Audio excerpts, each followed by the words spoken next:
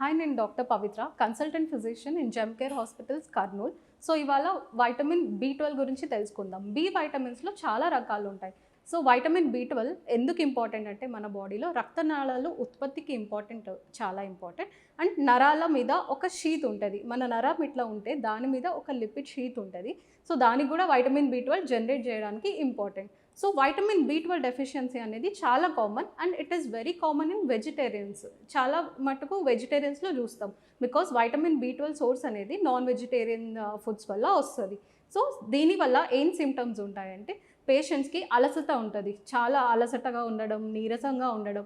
ఇంకొకటి B12 deficiency వల్ల నరాలు తిమ్మిరెక్కడం.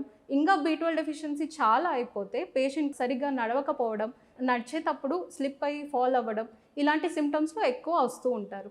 సో వైటమిన్ బి12 డెఫిషియన్సీ ఎందుకు వస్తుందంటే it can be due to 2 reasons. So మన డైటరీ డెఫిషియన్సీ ఉండొచ్చు, అంటే మనం తీసుకునే ఆహారంలోనే వైటమిన్ బి12 డెఫిషియెంట్గా ఉండొచ్చు.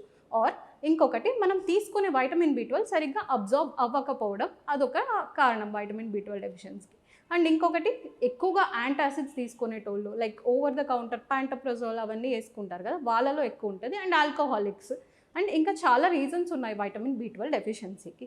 వైటమిన్ బి12 డెఫిషియన్సీ ట్రీట్మెంట్ కోసం దాని వైటమిన్ బి12 డెఫిషియన్సీ లెవెల్స్ చూసుకొని అది టాబ్లెట్స్ వల్ల సరిపోతుందా, లేదా ఆహారం వల్ల సరిపోతుందా, లేదా ఇంజెక్షన్స్ వేసుకోవాల్సి వస్తుందా అనేది ఈ సిమ్టమ్స్తో కన్సల్ట్ అయితే లెవెల్స్ చూసుకొని మేము మీకు సజెస్ట్ చేస్తాం.